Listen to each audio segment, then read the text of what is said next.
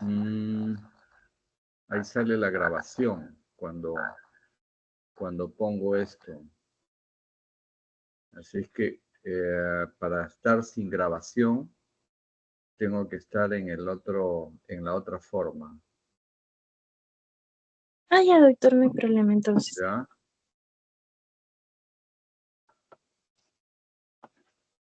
Vamos a ver cómo podemos hacer para que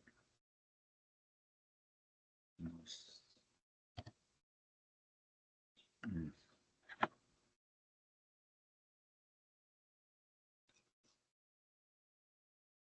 Ya, creo que cuando es así, ya no. A ver, un momentito, ¿ya? Un momentito para apagar mi celular, porque me estoy llamando para empezar ahorita la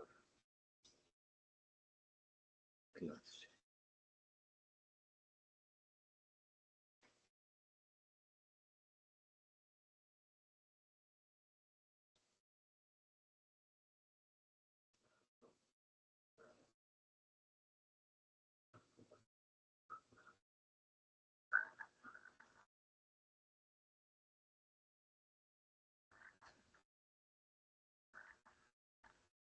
Bueno,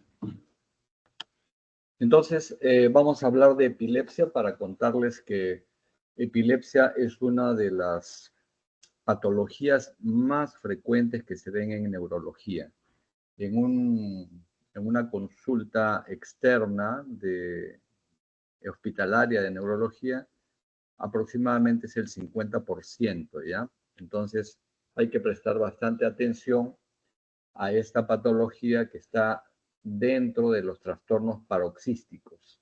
Trastorno paroxístico son aquellos que aparecen bruscamente y desaparecen bruscamente, ¿no? Por decir, trastorno paroxístico también es un síncope, está también dentro de la migraña y también, entre otros, está la epilepsia.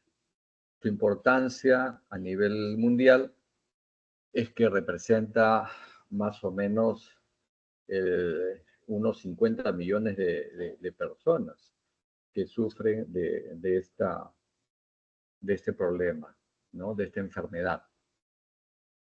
Y que en el último párrafo se los he puesto porque es mucho más prevalente en el área andina que en los países desarrollados. En los países desarrollados su prevalencia es de 5,8 por mil. En el área andina puede extenderse hasta el 57 por mil, saliendo un promedio de 15 por mil, es decir, 3 veces más. Y se le ha asociado especialmente a las epilepsias debidas a lesiones cerebrales. Y entre ellas, en el área andina, muy importante, la cisticercosis. ¿Ya? Por eso les he puesto esta diapositiva para que vean la importancia que tiene la cisticercosis como causa de epilepsia en el área andina y nosotros pertenecemos a esa área. Pues, ¿ya? Entonces, ¿por qué se produce una crisis epiléptica? Simplemente por un desequilibrio o un desbalance entre la excitación y la inhibición de las neuronas de la corteza cerebral. Cuando predomina la excitación, entonces se producen las crisis convulsivas. ¿Y por qué se produce un aumento de excitación? Porque hay un incremento en las corrientes iónicas que pasan a través de los canales iónicos de la membrana neuronal, ¿ya? Esto trae como consecuencia la liberación de neurotransmisores excitatorios como el glutamato en las vesículas sinápticas, aquellas que comunican a través de redes neuronales una neurona con otra, ¿no? Y cuando esto se extiende a circuitos neuronales a gran escala, ya pues se produce la crisis. ¿no? Menos frecuentemente se puede desencadenar también una crisis epiléptica cuando hay una disminución de la inhibición. Como tiene que haber un equilibrio, un balance entre excitación e inhibición, entonces cuando disminuye la inhibición hay un relativo aumento de la excitación y también pueden haber crisis, ¿ya? Eso lo vamos a ver un poco mejor acá. En el cuadrito de la izquierda estamos representando los canales iónicos que ustedes ya conocen, ¿no? Que pasan los iones a través de las membranas celulares, en este caso de las neuronas, y entonces este intercambio iónico entre sodio y potasio, sodio que sale y potasio que ingresa, ese paso produce liberación de energía, ¿no? Producen pequeñas corrientes bioeléctricas, que son las adecuadas, las normales, para mantener una transmisión interneuronal. Pero cuando hay una falla estructural en ese canal, generalmente de origen genético, basta que una proteína falle para que ya no se produzcan pasos regulados de iones, sino pasos muy incrementados. Y al haber un intercambio muy incrementado de iones, entonces el potencial eléctrico, las corrientes que se producen en la membrana son mayores y eso produce mayor excitación. En el cuadro de la derecha van viendo que hay diferentes tipos de canales iónicos. Algunos son para sodio, otros para potasio, que están abiertos, pero permiten un paso regulado. El tercer y cuarto canal lo ven que está cerrado. Están cerrados el tercer y cuarto canal, pero se abren cuando las corrientes en la membrana neuronal, las corrientes iónicas de la membrana neuronal se incrementan y entonces se abren. Por eso se llaman canales regulados por voltaje o voltaje dependiente. Es decir, cuando las corrientes eléctricas aumentan su voltaje en la membrana neuronal, los que están cerrados se abren, ¿ya? Así que esto aumenta el paso de corrientes iónicas, ¿no? Aumentan los potenciales eléctricos y, como ven en ese dibujo de esa neuronita que está arriba, la corriente pasa de izquierda a derecha, y hacia la derecha, en las terminales iónicas, perdón, en las terminales dendríticas que ven al final del axón, ¿no? Ahí se acumulan neurotransmisores excitatorios como el glutamato. Entonces, a mayor corriente, mayor glutamato, y el glutamato es excitador, mayor excitación que se va a transmitir por la neurona y así sucesivamente en redes y circuitos neuronales. Entonces, esto es un esquema de cómo es el canal, ¿no? Un modelo de un canal iónico. Miren que está compuesto, parece sencillo, pero está compuesto de diversas proteínas, subunidades proteicas, ¿no? Que permiten un paso controlado de los iones.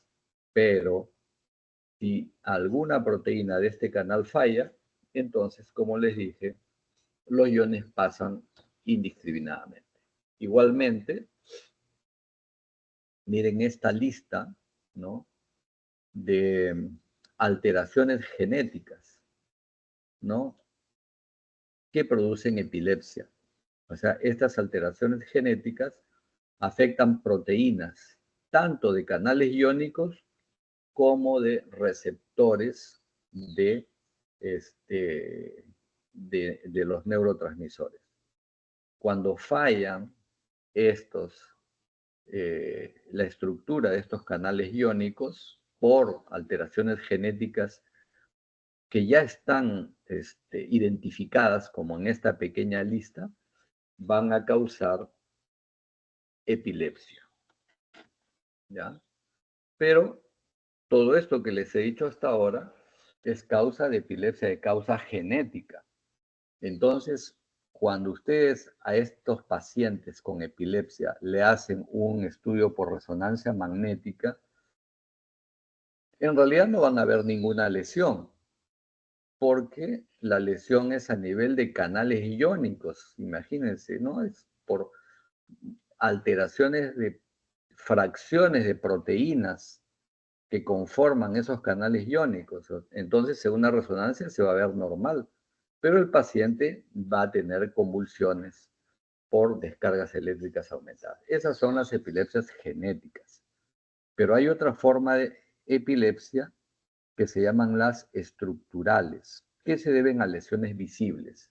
Y esto es un ejemplo de una de las causas más frecuentes de epilepsia estructural, que es la esclerosis mesial temporal. Entonces ahí vemos en una flecha roja, en estas imágenes de resonancia magnética, ¿no? La imagen de la izquierda es una imagen en T2 que está señalando el hipocampo derecho, que está más pequeño, ¿no? Entonces como que se ha atrofiado un poco. Y en la imagen de la derecha es un protocolo en FLAIR, en un corte coronal también, donde se ve que el hipocampo, en relación al hipocampo izquierdo, este hipocampo derecho que está señalado con flecha roja, brilla y es más pequeño que el del otro lado. Esto produce convulsiones de difícil control. Es un área del cerebro muy sensible y muy epileptogénica, o sea, produce muchas descargas, da como consecuencia circuitos neuronales anormales donde falla la inhibición de los impulsos eléctricos y por lo tanto da crisis epilépticas de difícil control que en un porcentaje de casos, como un 30% de casos, generalmente llegan a cirugía de la epilepsia, es decir, para controlar las crisis se les tiene que operar, ¿ya? Entonces, esa es otra causa del desbalance entre la excitación y la inhibición, es por lesiones visibles. Esas son epilepsias estructurales. Cuando no vemos lesión, son epilepsias genéticas. Acá hay otros ejemplos de epilepsias estructurales. Ahí vemos lesiones que se pueden ver. Las dos primeras imágenes que se ven representan lesiones, perdón, las tres primeras imágenes representan lesiones que están señaladas del desarrollo de la corteza cerebral, es decir, en la formación de la corteza cerebral, es decir, en la segunda mitad del embarazo, las capas que conforman la corteza cerebral están desordenadas, o sea, no se acomodaron bien y van a dar este aspecto de señales aumentadas en la resonancia magnética y dan como consecuencia epilepsia. Estas alteraciones en la conformación de la corteza cerebral se llaman displasias corticales.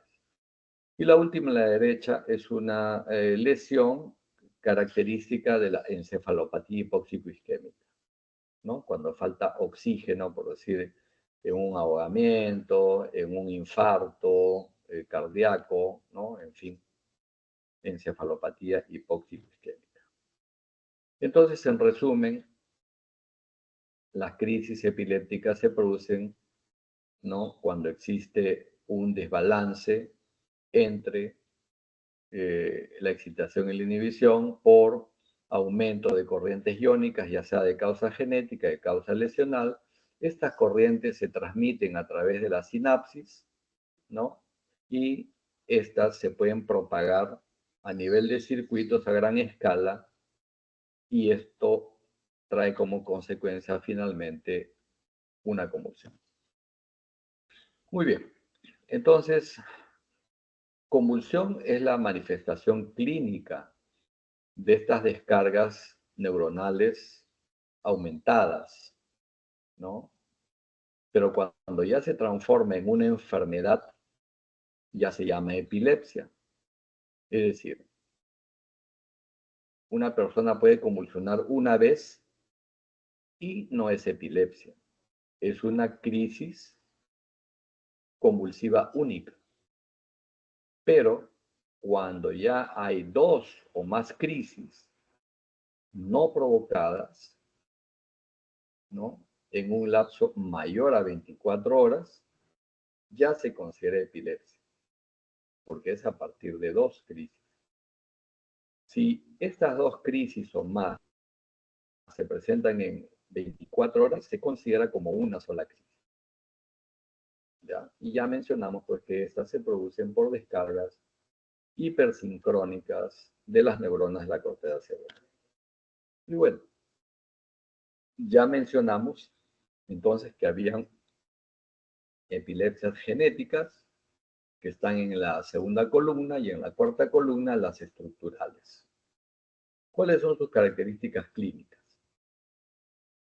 En las genéticas, las crisis son esporádicas. Puede ser una cada 3 meses, cada medio año, en fin. El estado neurológico del paciente es normal. Generalmente hay antecedentes de epilepsia en la familia, por eso son genéticas. El electroencefalograma es normal o tiene unas descargas características. La resonancia magnética también es normal porque ya le dije que las alteraciones son a nivel molecular. Y la respuesta al tratamiento es buena, especialmente en monoterapia. En la columna de la derecha están las epilepsias estructurales, ¿no? Pero también ahí es el mismo mecanismo para las metabólicas, las autoinmunes, ¿no? Y en estas, las crisis son frecuentes y son de diferente tipo. Hay un compromiso neurológico, el paciente puede tener signos de deficiencia neurológica, ya sea motora o cognitiva. En estos casos no hay, digamos, antecedente familiar generalmente. El electroencefalograma siempre es anormal, bastante anormal, con descargas frecuentes. Y las imágenes sí muestran lesión. O sea, uno, al ver una lesión en un paciente epiléptico, sí, dice que es una epilepsia estructural, metabólica, autoinmune, en fin, pero es estructural, hay una lesión. Y la respuesta generalmente es pobre, no es tan buena y al menos se requiere 2 medicamentos o hasta 3 medicamentos para controlar. Hay una tercera posibilidad que es la tercera columna, en que la epilepsia se comporta como si fuese estructural, pero cuando van a ver la resonancia esperando ver una lesión, no encuentran nada. Y esto se llama epilepsia de causa desconocida. Ya, las epilepsias de causa desconocida en realidad se deben a lesiones, pero que son anormalidades microscópicas, que no se pueden ver a simple vista, ¿no? Entonces, por decir, son alteraciones en el ordenamiento de la corteza cerebral o que las neuronas mismas están mal conformadas, en fin, ¿ya? Respecto a las crisis, de manera general, esto es una clasificación que proviene de la Liga Internacional contra la Epilepsia del 2017, en que las crisis se pueden dividir en focales o generalizadas, o sea, de inicio focal o de inicio generalizado. De manera general, ustedes entiendan que generalizada es cuando pierde la conciencia y focal cuando es una parte del cuerpo pero no pierde la conciencia. Y además, estas pueden ser motoras o no motoras. Motoras cuando convulsiona, no motoras, por ejemplo, es la epilepsia ausencia, en que el paciente se queda desconectado del medio ambiente, ¿no?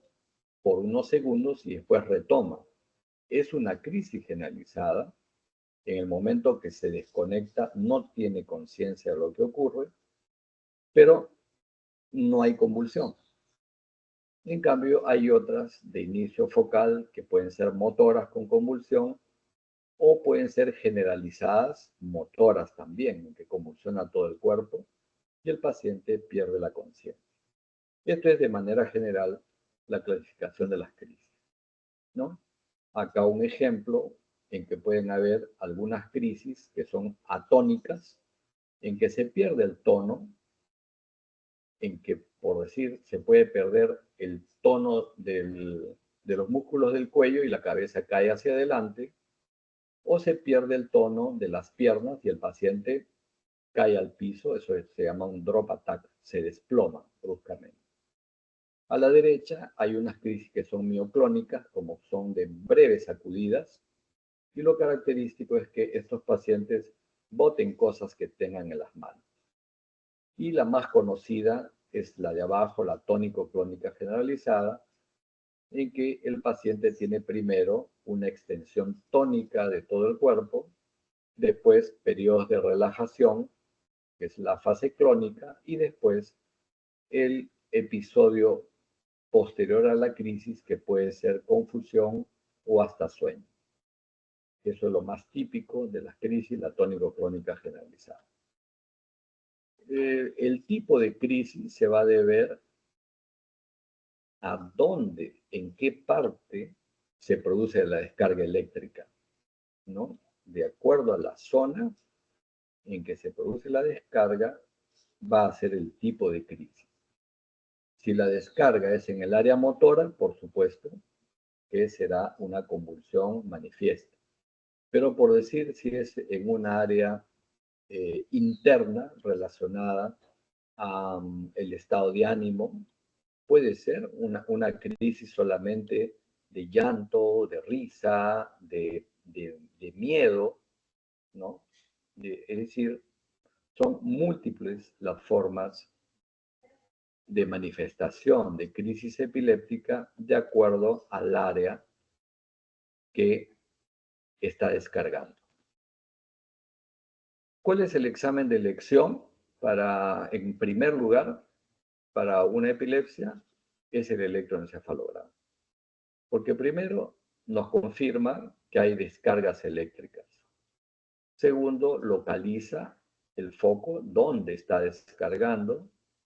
Y tercero, por el tipo de descarga, nosotros podemos escoger el medicamento de elección, incluso hasta determinar que se trate de un síndrome o de una epilepsia no sindrómica.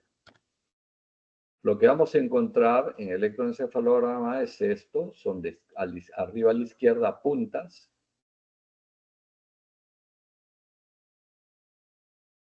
arriba a la izquierda ondas agudas, como ven, esas ondas que son triangulares. Abajo a la izquierda puntas, cuando ese triángulo tiene un vértice más agudo. Arriba a la derecha polipuntas, cuando se repiten estas puntas. Y abajo a la derecha, cuando se ven complejos de punta onda lenta. Si nosotros encontramos eso en el electroencefalograma, confirmamos que se trata de epilepsia. Ahora, dentro de las epilepsias hay algunas que se pueden considerar entre comillas benignas o genéticas. Las más importantes están en este cuadro y tienen un común denominador para todas, que está en amarillo. en que el desarrollo psicomotor y la función cognitiva está conservada, que la respuesta al tratamiento es buena, especialmente en monoterapia, y en toda su etiología es genética. En lo que se diferencia es en la clínica. Empezaremos con la epilepsia ausencia, que algo ya les mencioné, que aparecen entre los 3 y los 8 años, y en que el paciente se desconecta del medio ambiente por un lapso no mayor a 30 segundos. Son breves, pero pueden ocurrir múltiples veces al día y generalmente quien se percata de esta situación son los profesores. El electroencefalograma es de punta seguida de una onda lenta a 3 ciclos por segundo. La segunda es la EMJ, que quiere decir epilepsia mioclónica juvenil, que se inicia entre los 6 años hasta la adolescencia. Tiene crisis mioclónicas que son como sacudidas breves. Puede tener ausencias, desconexiones y también puede tener crisis tónico-clónica generalizada. En estas mioclonías, el paciente tiende a soltar cosas que tiene en las manos. Su electroencefalograma es de polipuntas, es característico. La tercera es la epilepsia llamada rolándica, entre comillas, o centrotemporal. Empieza también entre los 3 y los 8 años. Las crisis son focales, generalmente de una hemicara de la lengua. Son muy esporádicas, tan esporádicas que podrían ser una vez al año o 2, 3 veces al año, generalmente durmiendo, y es característico del que el compromiso de la lengua sea que el paciente perciba un sabor metálico en la lengua. El electroencefalograma muestra descargas de puntas en la región centrotemporal. La otra es la epilepsia tónico-clónica de tipo gran mal, que empieza desde los 6 años hasta la adolescencia, y las crisis son las que ustedes seguramente han visto en la calle, en alguna persona, ¿no? Se estira, se relaja, pierde la conciencia. Esas se llaman tónico-clónicas generalizadas, y su electroencefalograma muestra descargas de puntas y ondas lentas. ¿Ah? Por el contrario, hay otras epilepsias que son muy severas, que producen detención o regresión y se presentan a temprana edad. Voy a hablarles solamente de estas dos, son varias, pero estas dos las más importantes, el síndrome de West y el síndrome de Lennox-Gastaut.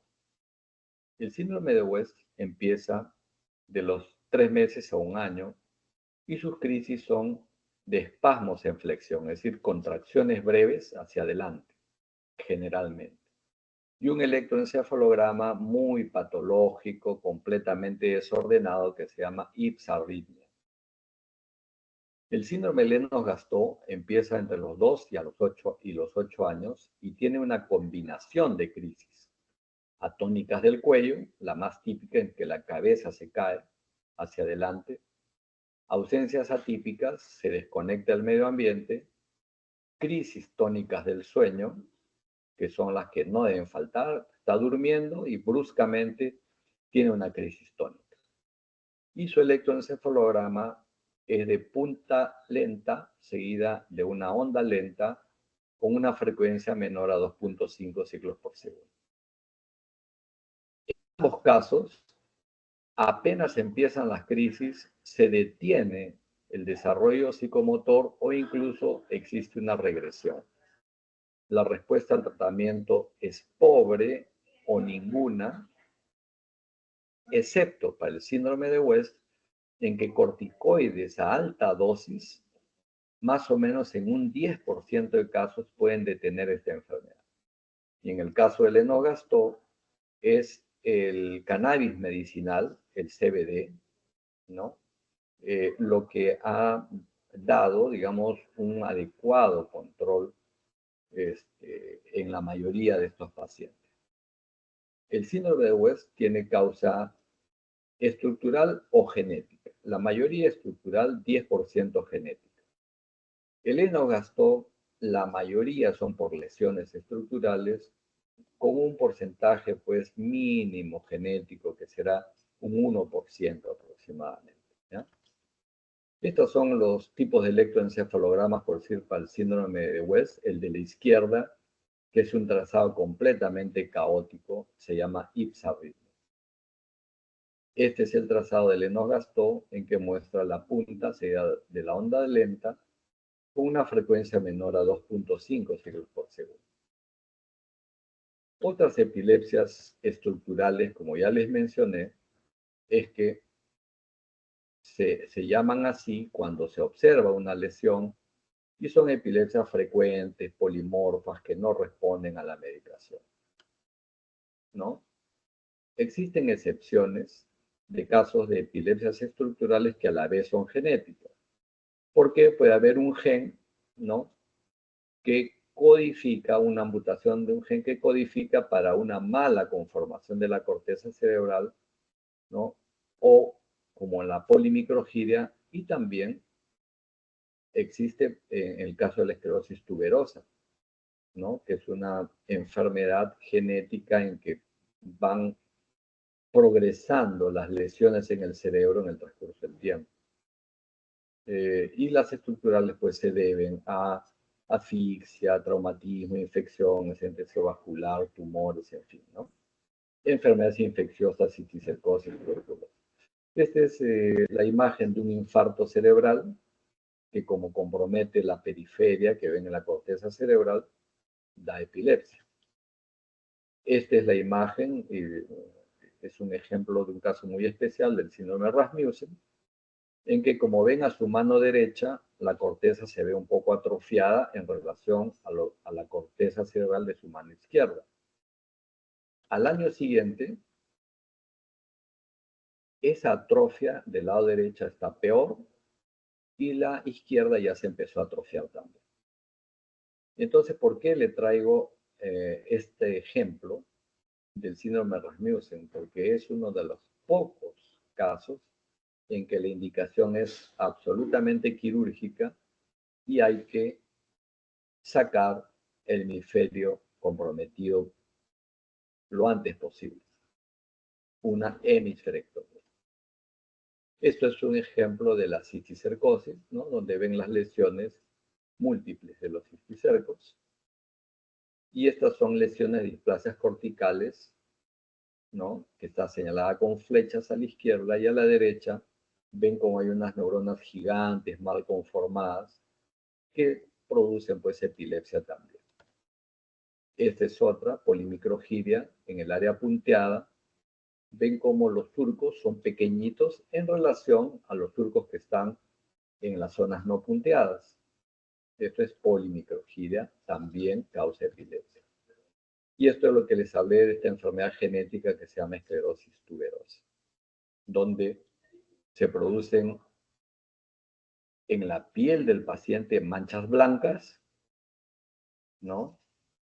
Y en el cerebro se ven lesiones señaladas con la flecha, que son lesiones amartomatosas.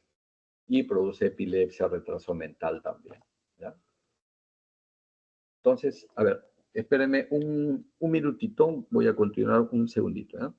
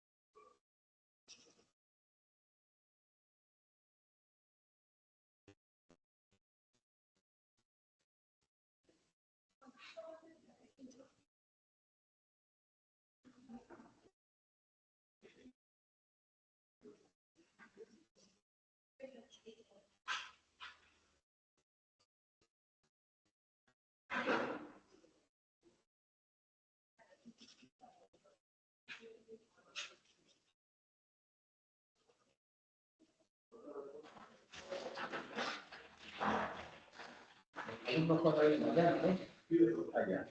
Oye, Jaime, ¿esto cuando lo sacas pasa lo mismo? Está acá.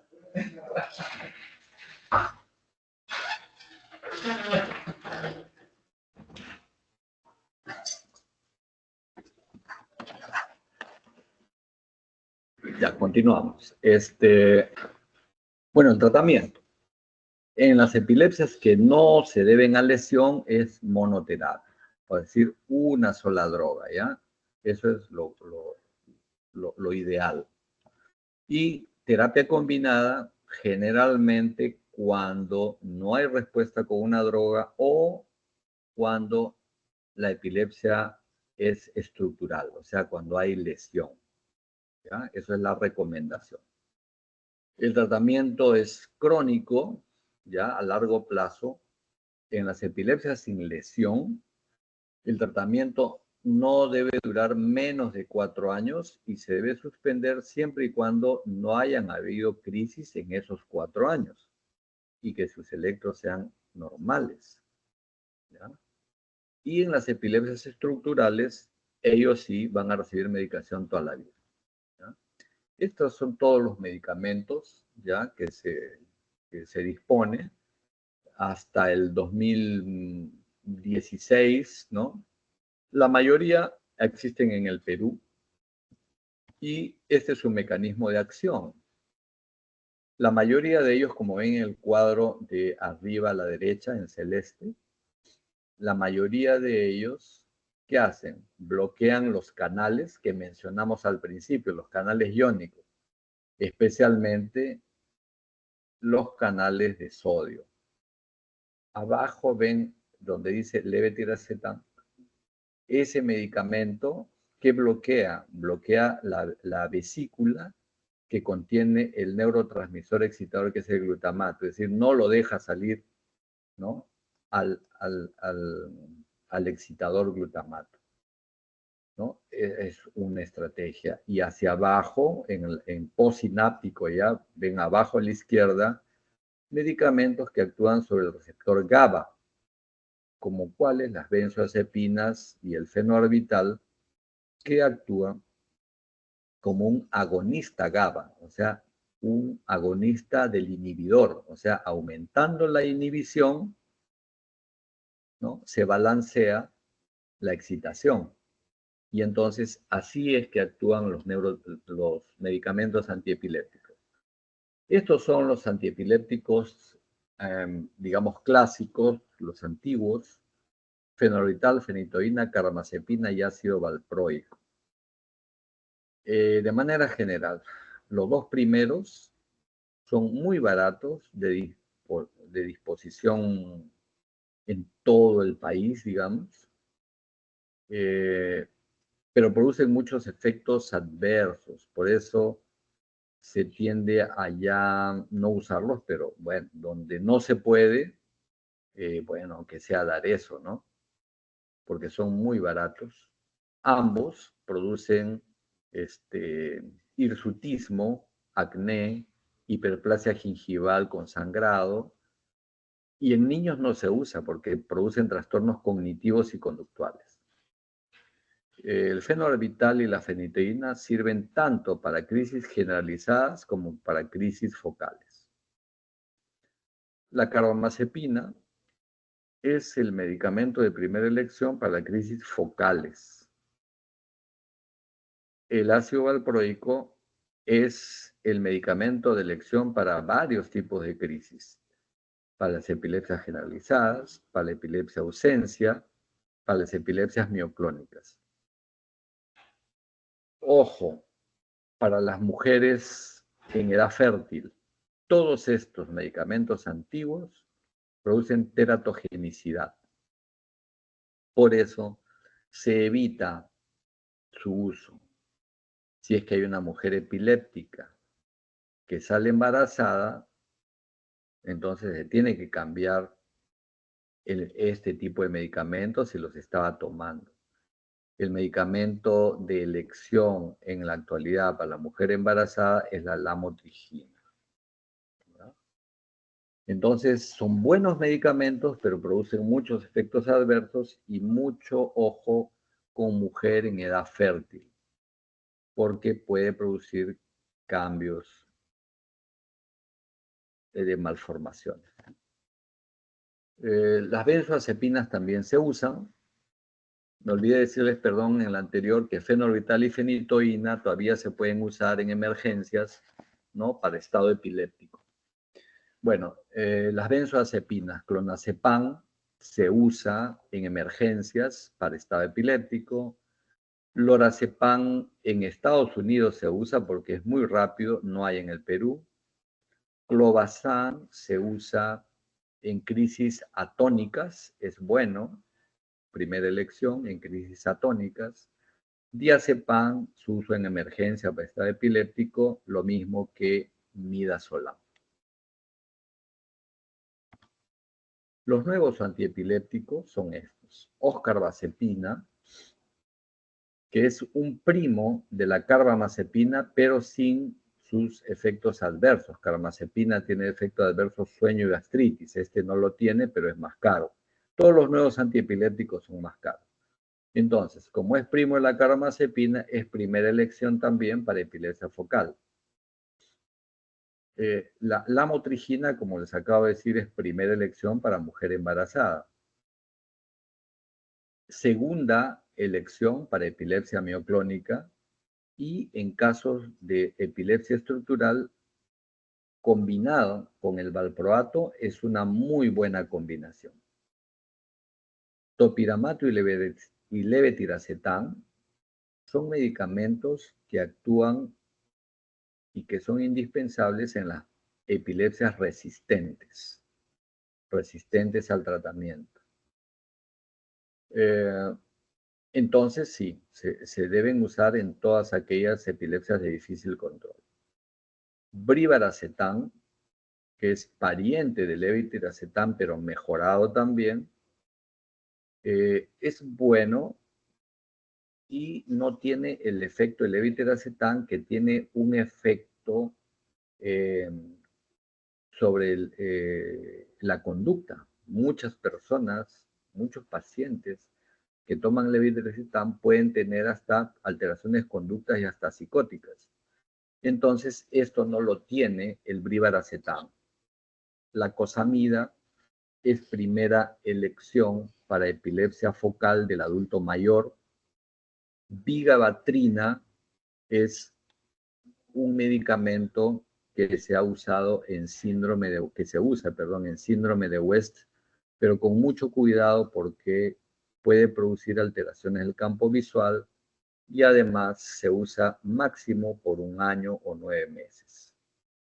Y como les dije, el cannabidiol, el CBD, que se usa es el cannabis medicinal que se usa en síndrome de Lennox-Gastaut, ha sido un gran aporte para el control de esta epilepsia de por sí resistente que es el síndrome de Lennox-Gastaut. Acá hay una lista, un cuadro con todos los medicamentos antiepilépticos con su modo de acción para que lo tengan, ¿ya?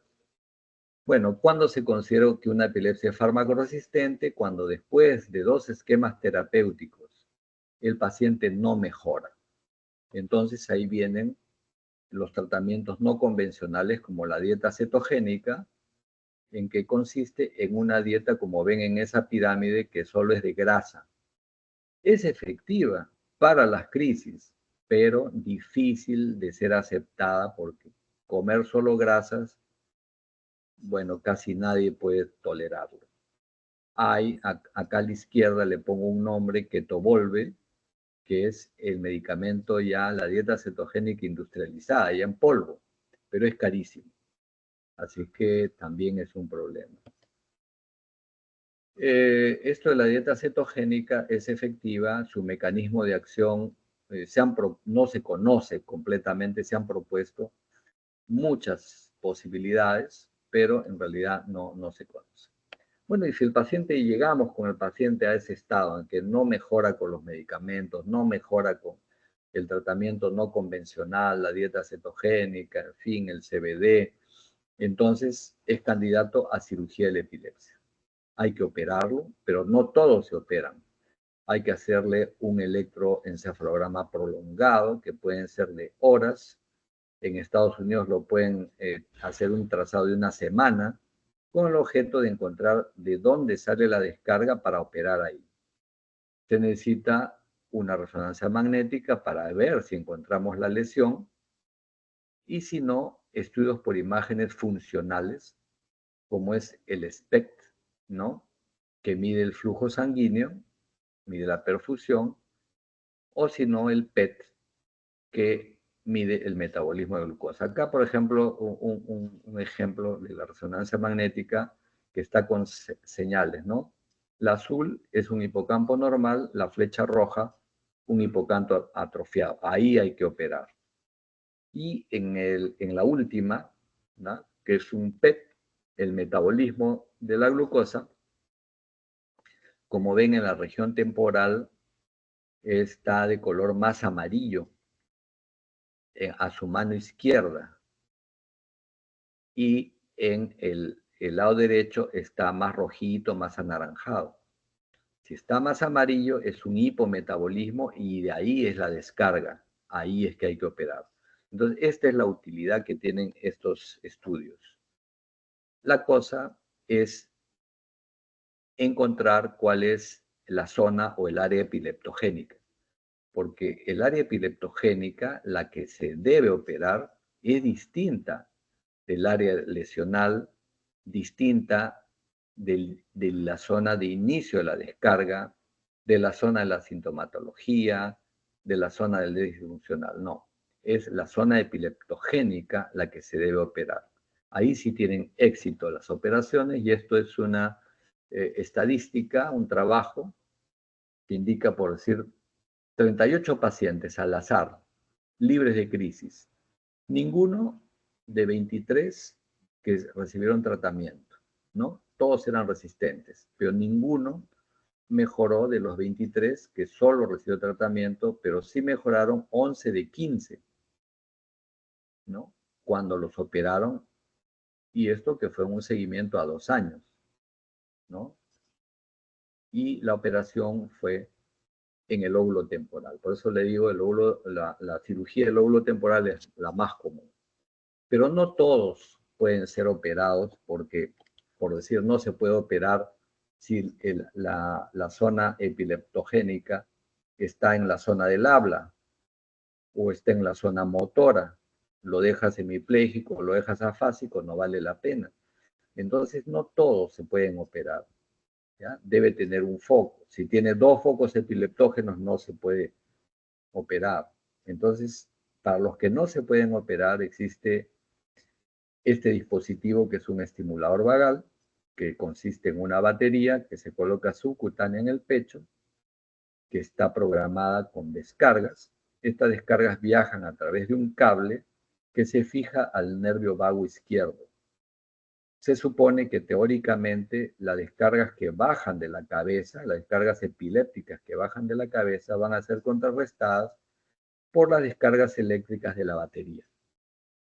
Eso es el estimulador vagal, se hace en el Perú, una eficacia relativa, en algunos le da bien, en otros no le pasa nada y en otros peor.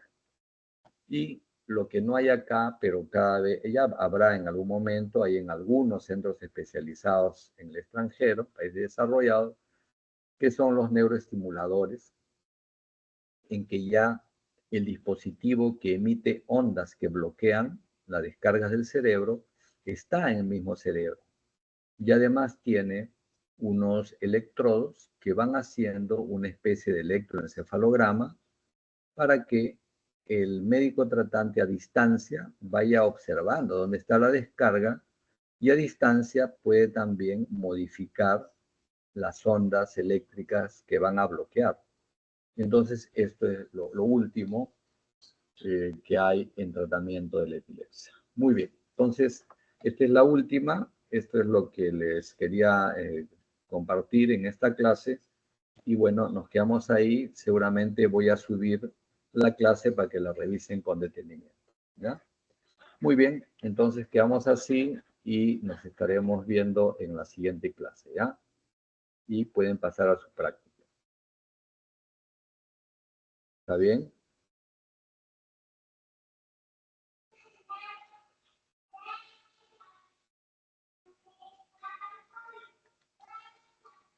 Sí, doctor.